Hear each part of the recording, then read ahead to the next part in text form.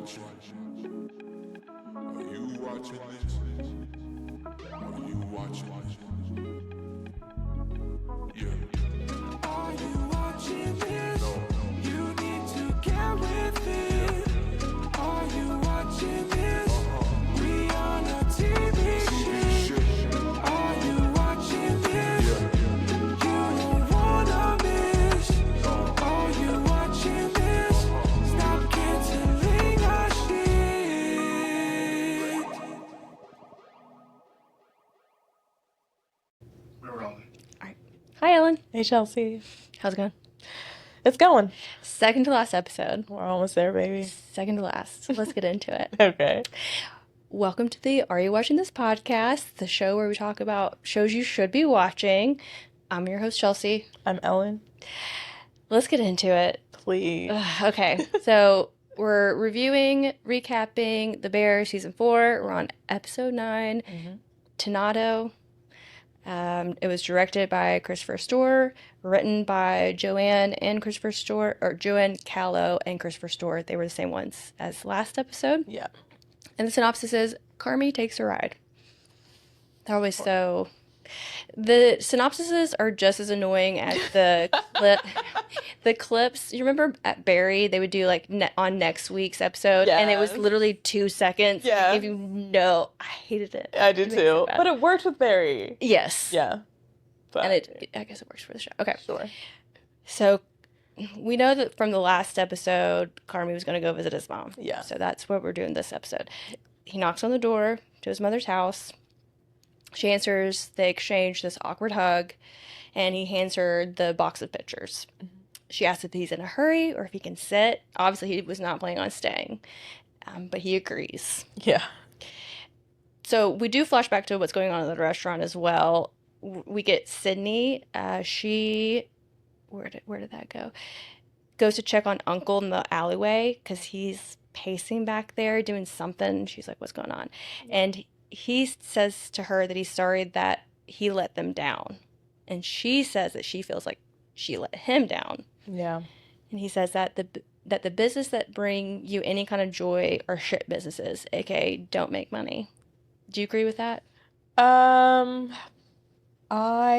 think businesses, capitalism makes you exploit people. That's like the thing. And I think if you have a good intentions and good ethics and all that, paying people correctly, then yeah, that is the case. Mm-hmm. What about you? Same. Yeah. And I think hospitality industry in general, any kind of service, any kind of hotels, those are really hard to make profit off of. Yeah. Just with the nature of how it is. Yeah. Overhead's expensive, but I think you can still be profitable and run a good business. Yeah. And not exploit people. Yeah.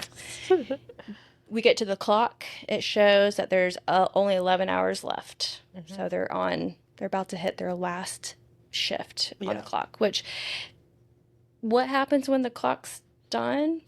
Because it's not like the doors are shutting. Right. You're not like also advertising to your people's like customers, like, last call. I don't know. Yeah. I confused on what exactly is happening at the end. I don't know. I know that I guess Uncle's money, he won't give me more money. Sure. So maybe it has to be like self-run. Yeah, and maybe start paying him back. I don't know. Right. But still, we got 11 hours, 11:11 to be specifically, which is I even missed that angel number. Yeah. Carmi is with his mom, and they're going through the photos that he brought over. They find a picture of Unc when he was really young and his first wife. Yeah. This is when Carmi finds out that Unc is selling his house. Mm-hmm. I guess, again, is it to support the business? They don't quite tie that together. Yeah, we're making assumptions. Yeah. They failed with the storyline. Yeah. Like, they took us on a journey, but they never dropped us off. Mm-hmm. And that sucks. Mm-hmm. Which maybe they'll go there in season 5. I feel like you should have wrapped that up in season 4 this season. Yeah. Yeah. Yeah. Yeah. Proper storytelling would tell you. Yeah. But what do I know, Christopher? What do I know? She his mom then finds a photo of herself, and she's talking about it was a trip that they took to Italy. And this is when she mentions a specific dish that she had, Tonnato, which is some kind of cheesy white pasta dish with fish. Yeah, it doesn't sound appealing at all. No, but she said it was good. Amazing. Yeah. So, So you've never had Tonnato? no. Have you been to Italy? Yes. Oh, okay. Yeah. Nice. Had the best octopus there. Uh-huh. It's really good. Then they come across a photo of Mikey, and that's when his mom starts crying. So it only took about 5 minutes, which I feel like is a very mom thing. Yeah. And so she uses this moment to read a letter that she wrote to Carmi. And she tells him she knows she did things and made things bad, and that she was awful and mean, and she wants him to know these things that she wrote down, and for him to know that a few things about her. Yeah. And she says, I try to write down as much as I caught of what she said. She said, I felt lost. I felt alone. I felt sad.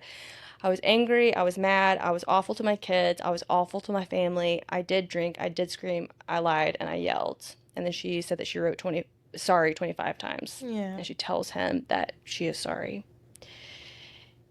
And she also tells him that she doesn't know him and he doesn't know her. Yeah. How did you feel about this scene? It was heavy. Mm-hmm. I think Jamie Lee Curtis did a great job. Mm-hmm.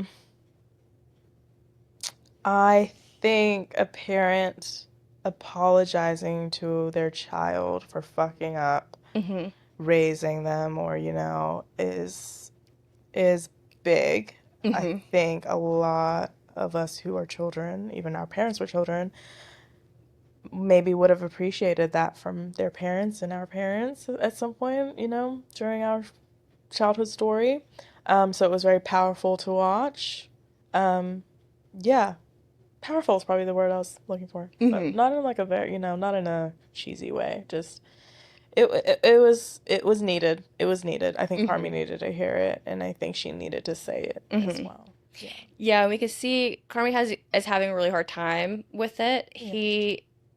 I do think this is where we see, maybe for the first time, him being in a situation that he knows is going to make himself uncomfortable. He enters it and he sits with it. Yeah. And he is listening to her, and he is trying to like support her And saying it. Yeah, and instead of just kind of dismissing her and ignoring it. Yeah. The only thing, and the second time I watched it, I felt a little less with this, but so I do think this actually, she does do this to some extent, but I guess I wish I saw a little bit more of it just as a person, and I think this would have been like helpful for Carmi. She does take accountability to some extent, but she's still kind of blaming not herself. She's not putting full blame on her actions that she did it. Yeah. Because she was like, I just didn't know what to do. Like, that's not an excuse for your behavior. Right. Yeah. So I just wish there was like a little bit more accountability on her part. Just a little bit. Yeah. She does, though. I mean, it is oriented around her failing. Yeah. And not being a good... I lied. It's on me. Yeah. It wasn't on you. Yes. But then she also said, I drank too much, which is then shifting the blame a little bit. Yes. But there is an I in there. Yes. Yeah. And I don't know if like AA does this but different modes of treatment. So you like have in treatment centers, if they're religious based, it's often give your problems to God. And so you're oriented around something else outside of yourself, which is helpful. Right. But people don't often take accountability that way. Yeah. And they say, that wasn't me. Yeah. It was the drugs, it was the drinking. And it's like, but it still was you. You still did those terrible things to the people around you and were hurtful. And so you can't just dismiss it. But then there's other ones that's taking accountability, recognizing why you did it, how it'll change, those kinds of things. Yeah, exactly. Yeah. And not to, drill or bash on religious people, because I am slightly religious, I'm spiritual, whatever. It's like, if you can't take accountability for the bad stuff, then why are you taking accountability for the good stuff too that you have done in your life? You know? Yeah. Yeah, I think that it's just missing part of what would be really beneficial to help people long term. Yeah. And mend those relationships. Exactly. Yeah. Did you like Jeremy's part in the scene? Do you think he, like, his withholding to let her speak? Yeah, I think that's what he does well. Yeah. I think he does well. So kind. Showing the agony on his face. You know, he says a lot with little words. Yeah, 100% on his face. Yeah. So I'll give him that. And I think it was good for the character. I think it matched what the character would do. Yeah. Especially with him growing. So I do think this shows some growth on his part. True. Yeah. Little.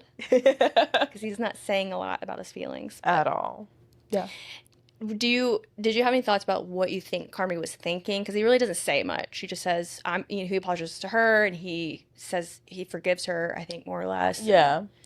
I feel like I don't know what he was thinking, but I think it was probably similar to what I was thinking watching it and, like, projecting while watching it, picturing one of my parents, you know, saying, and it's like, well, it's just a bunch of, like, yeah, you know, everything you're saying, correct. Also, shit, I know this is hard for you because you're truly, like, shaking telling me this. And also, shit, now I'm uncomfortable, but I don't want to make you feel uncomfortable. And just, like, I feel like his brain was just, yeah.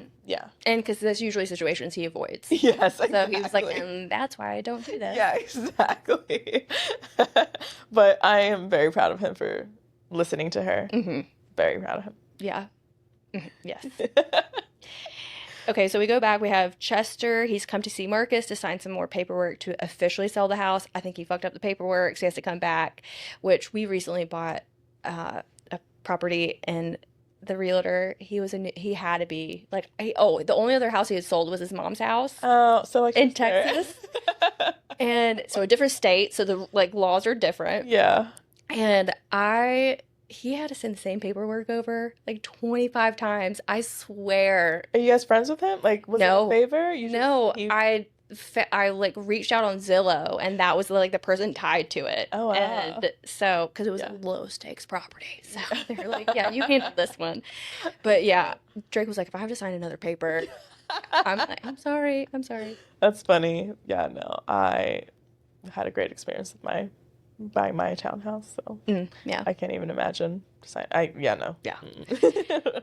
Then, so Luca comes in and introduces himself to Chester, and Chester begins to act very weird, as if he could be weirder. He already acts very odd, and I can't quite figure it out. I think it's because he's jealous that Marcus is really good friends with him, because I think he wants to be friends with Marcus, and he's like, but he mentions how hot he is. Yeah, I think he was, like, stunned by this hot person. That, but I think there's another scene later in the episode where it seems like he's just, like, he wants to hang out with both of them.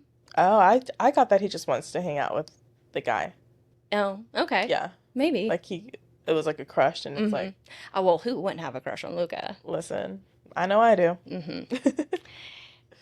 Marcus kicks him out of the kitchen, more or less. He's like, leave. Yeah. Albert meets with the team about the beef, and he presents the idea of creating small franchises. And Albert keeps using the term we, and Ibrahim quickly questions this. He's like, we? Albert tells him that they will need a consigneur, which could be him. Right. So he is a grifter. I think he has been offering advice for free. And I think compensation is what he's after. Could it also be in the, like, could you view it in a grifting lens? Sure. Yeah. But he's a sweet old man. Yeah.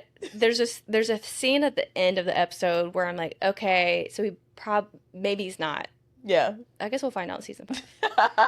You really think there's, like, a deeper, sinister part to him? I think maybe it's just I think business people can be that way in general. 100%. They're always just trying to get their money. They're Yeah. always just trying to Yeah. put their little fingers in everything. So I think it's probably just that I'm picking up on. Mhm. But So your own PTSD. yeah, I think PTSD. I feel you. The living capitalistic society. Right. Ibrahim tells him that he needs to discuss it with the people, his team, and for Albert to step outside. Then we go into the kitchen while everybody's preparing for the night. Luca tells Jess to ask Tina to fire a pasta course to test. And Carmi, okay. And so that's where we get in there. We go back to Carmi, back to this back and forth thing. Yeah. And his mom has been like, oh, I'm feeling a little low blood sugar. He's like, I'll cook you something. And he looks in her fridge and there's a whole chicken in there. So that's what he decides to cook. Yeah. And that's how I know he's like speaking his language now to show her. Yes. He cares and, And accepts it. he's going to take care of her. Yeah. Who keeps a whole chicken in their fridge? Apparently Italian mothers. Well, yeah. Especially someone who lives alone. Yeah. Yeah. But their house is never empty. Well, What? yeah. Kidding you? Yeah. I did write that down though, and almost had a whole chicken in my fridge like the next day. Okay. So, because we buy our meat at this local place, and so they'll have whole chickens, and sometimes we'll get one and store it. Yeah. And I almost bought one, and then I thought, who has a whole chicken in their fridge? You thought logically. Yeah. Chester and Sid are talking about how handsome Luca is, which is what I would spend my time doing too. And seems like Sid is trying to comfort him about Marcus. Like, this is where the scene where it seems like he's comforting him about Marcus and trying to make him feel better that Luca is so attractive. Yeah, my only thing of why I think he's more attracted to Luca is because he keeps mentioning Luca being attractive. Yeah. You know what I mean? And it's like, all right, you've got a little crush, and you don't know how to, I don't know, sit with it. Yeah. Yeah. Yeah, and because he's probably just as it often is, a man who's not quite secure in his masculinity. Yeah. So the idea of him actually maybe being attracted to a man is probably concerning to him. Yes. He's like, what does that mean about me? Yeah. We go back to Ibrahim. He tells Albert that he just needs to talk to Carmi, but he wants to move forward with him. And I don't know if I don't think I quite said it, but what they're proposing is opening up 3 franchises slowly, one, and then have like a central location kitchen that then supplies to the 3. Yeah. So they're doing little franchises to branch out. Yeah. Then we go back to Tina in the kitchen, and she is making her little pasta dish. She's so focused, and of course she makes it under 3 minutes. Yeah. No pressure. And I put, yay, Tina, and clapping emojis. But then we never, that's her storyline. Yeah. For the season, I guess. so we build up for that, and then for what? This is the last night they're ever going to cook together, which Right. we know that's not the case. But Right. And it's weird because I feel like last season they gave her such a growth that I would think this one, her storyline would have, the depth lacked in this one. It was it was weak. It was weak sauce. back at Carmi's house, or his mom's house, he's taking the photo box upstairs to put in a closet, and he decides to spend some time going through his childhood home. I think I wrote this down because I definitely know for you, my parents don't live in my childhood home. And it would kind of be nice to be able to, when you go visit your parents, it still be your childhood home, and then you have your childhood bedroom and. Yeah. So the house I grew up in Tanzania, we still own. Okay. So, but we rented it out for a very long time, and recently, I think it was the past 4 years, we decided to keep it unrented. So when we go, we stay there, and I remember going back for the first time and sleeping in there. It was too much. I was like, this is great. The flashbacks and just going up the stairs. It's weird. Yeah. Very weird. Yeah. Yeah, but I think it would be kind of nice. It is nice. It is nice making new memories, I would say. And it is nice. Yeah, nostalgically it is nice. Have your parents kept things though when you moved? Oh. No, they no. I don't Oh. have a room. I like as soon as I moved out, yeah, they're like, bye. Oh, no, Yeah. like storage, nothing. They have a bucket of my stuff. Like a like a like a like Bucket. a A Tupperware. Tupperware. Yeah, Yeah. yeah. Okay, That gotcha. if whatever can fit in there, they'll keep. That's funny. And the rest is on me to keep. Okay. Yeah. My mom recently she, what's it called? Goes through things and Mhm. organizing things. So recently she was doing that again. And I kept diaries when I was little. So I Mhm. wrote in them. And then when we moved, I would always be like, where the hell did this go? Come to find out, the first time she did it, and I was in college, she was texting me pictures of my pages inside my diary. I'm like, woman, what? This is where it's been this entire time. And you're reading it, like, this is a violation. But also, I was fine with it at the end because it's like, okay, now you know everything about me, I guess. And you still love me, so that's cool. Do you still have journals? Yeah, but not as consistently writing in them as I did when I was little. Yeah, do you? I go through phases and Yeah. I put that thing in the trash as soon as I'm done with it. What? How embarrassing to put your thoughts on paper.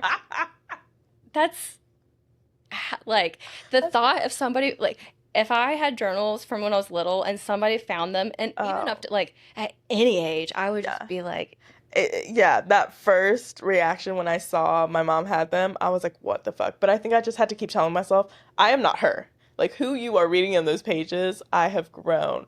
So you're like, but you were that I at one was point. that, but I've grown and I love her. Mm. But that's different, you Mhm. know? Yeah. Trash. There's some, feel like you need to uncover why you do that with your therapist. I would be interested to know why. Because it's embarrassing to write down your thoughts. They're in your head for a reason. But then why write them down? To clear your Exactly. thoughts. Yeah. So Okay. like just for it to be like a process and then you put it in the trash and it's done. That's incredible. Mhm. I wish. I don't even go back and read my shit. I just have them. I do. I will say I keep like I have notebooks that like if I'm writing notes for the podcast, like I'll put it in there or like I'll even do like a little daily to-do list. And then sometimes I will use those pages. I will just put anything in these notebooks. Yeah. And I did keep those for like 10 years and I finally threw them away because they like there was nothing in them of like significance. Yeah. So they're just taking up space. Yeah.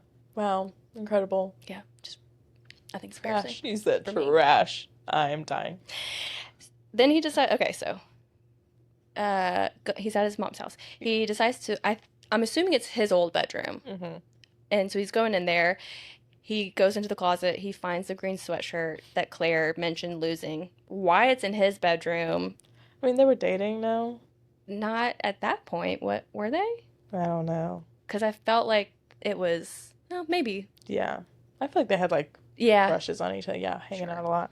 But he found it, so that'll. But be... also, that's the first time you're noticing it in your bed. Like, I just thought that was really lame. Yes. Yeah. Of find. I wish maybe she had mentioned it and then he had found a photo of them from like a couple years ago Yeah. and mentions it later. Like, Yeah. oh, I found this photo. Something. Yeah. Whatever. We go back to Albert. This is the same. Okay. He runs into Computer because Computer and Uncle are there together. They're about to leave. They have this kind of witty back and forth. And Computer seems okay with Albert. And I think we flash back to him at some point, and he actually like likes Albert. They're on the same thought wavelength on how to like make the business work. Yeah. So then that's when I was like, well, maybe, but just because he has this good idea doesn't mean he's not going to take their money. That is so funny. Albert never came off of like not earnest to me. He seemed earnest. Maybe I just know a lot of non-earnest business people. You know what I mean? Yeah, I mean, he didn't seem that grimy. Yeah. Yeah. But he still loves the business side of shit, so I can see why you were wary. Mm-hmm. Carmi brings his mom the chicken that he made, and he says he learned it at French Laundry, and he made it every day. Yeah. Have you ever eaten at French Laundry? I have not. We had plans to when I was in New York recently, but I have not. Have you? No, but it's out in California.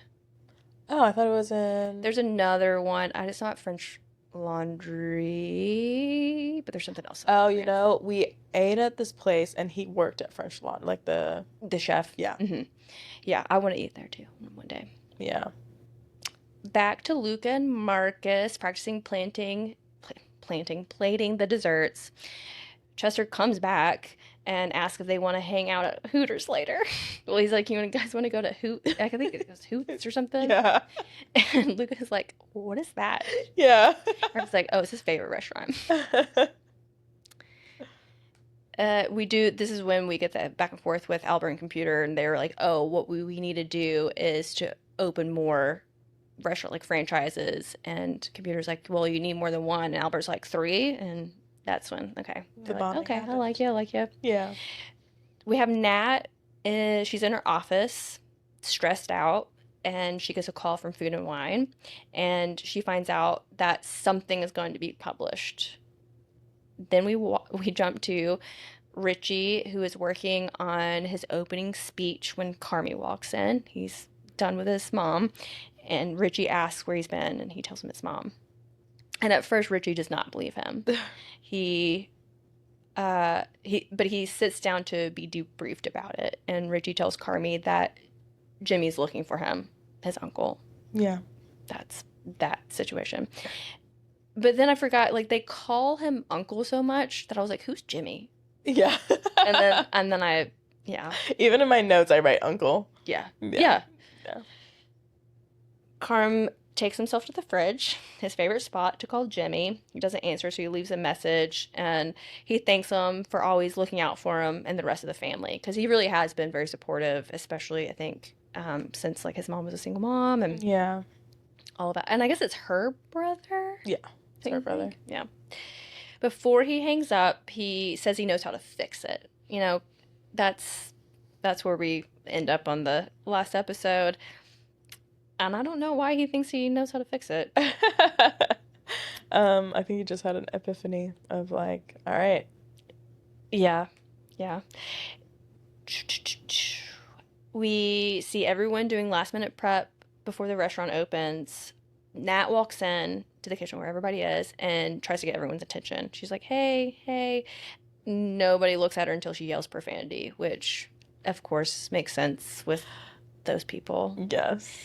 And that's when she tells them that Marcus is going to be the focus of a piece for Food and Wine. He's going to be like the top new and upcoming dessert chef or something like that, which I think is I'm so happy that Marcus, like, that this episode or this season kind of draws attention to his growth. Yeah. Especially, I mentioned this in the episode that came out a couple weeks ago that we recorded before this, that I did go back and rewatch the first episode.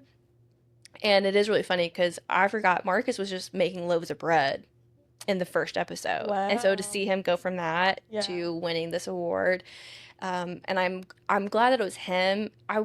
It would be nice if it was also Sid, but I'm glad it wasn't Carmi or... Yeah, I think Sid also would have been the obvious choice because when she got the phone call, I thought it was Sid. Me too. But it was great that it was Marcus. Mm-hmm. I love me some Marcus. But again, was that the guy who with the glasses? We'll never know. We'll never know. We'll never and it's know. like, why even include this guy if we're not going to circle back to? We'll never know. Maybe he will be in season 5, but again, why are there so many? You're giving a lot to season 5. I'm just trying to figure out like where we get our answers. You know, this reminds me of Severance. Yes. This show shouldn't be compared to Severance. We shouldn't have this many questions. I think I think it was a weak storyline season. Mm-hmm. They didn't go strong enough. They didn't circle back enough. They didn't make their point clear enough, just like Severance. And that's why we're like, is this ending here, or are you gonna answer those questions later? Mm-hmm. And we're hoping you'll answer the questions later. But I don't think they will. I don't think they will. But I'm giving them the opportunity to. That's more than they deserve. Marcus, we have a shot of him. He's out back, and he sends the link to the article and Food and Wine to his dad and tells him, he's like, this is the restaurant I work at. And so we see him. That is at least one somewhat resolution we get in the season, but barely, because I don't even understand the beef. Exactly. I'm like, how did we even get from here to here? Yeah. And now we're here. Cool, but yeah. I don't. We get a quick montage with this, and we don't talk about, I think, music that plays in the shows enough. Mm. Because I do notice it, and Yeah. it does play a part often. And this one, the title is The Show Goes On by Bruce Hornsby, Mhm. which I did have to look it up, but I thought the title, The Show Goes On, because it's the last night of, yeah. Yeah. I like that. So I said foreshadowing much. And then right before service, Sid gets a call from Peter and asks if she had had time to look at the new agreement and tells her that Carmi had him take him off the agreement. Mhm. So that's where we find out that that's like Carmi's fix, his solution. We get into it more in the next episode, Oh, boy, the final don't we? episode. Yes. And I'll save my rage for then, Okay. I'm glad. because Yeah. I, Have thoughts. yes. Okay. Well, let me ask you this. After that phone call, your initial reaction from Peter's telling Sid that was, what the fuck, Carmi? Or like, what did Carmi... Well, I never, I think the first time Mm-hmm. I was confused because, yes, we'd been talking about the agreement. We had been shown shots of it in her email, and there's been slight back and forth. Mm-hmm. I didn't know what the original agreement was. Yeah. So how am I supposed to know that, okay, am I supposed to be shocked that Carmi's not in it? I mean, I Right. probably would have assumed that he was, Right. but, Yeah. like, Yeah, we didn't even know it was a partnership thingy that they were trying yeah, to, like... yeah. I mean, I think we had a rough idea. Yeah, but... But then, yeah, I don't know if I was really that shocked. I don't remember being that shocked. Were you? I don't remember being that shocked. So, I was like, all right, sure. If that's one way you want to take this. I feel like it made sense with the storyline, too. I was like, all right.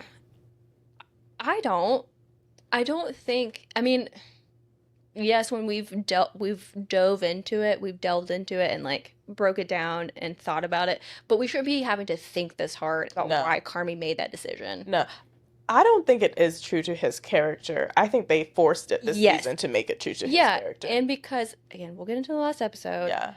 but the way that it plays out, like the way people find out, Yeah, just like does not make sense. it doesn't. It's so bizarre. It doesn't. And they didn't not build that story arc well At all. at all. Yeah, I So. agree.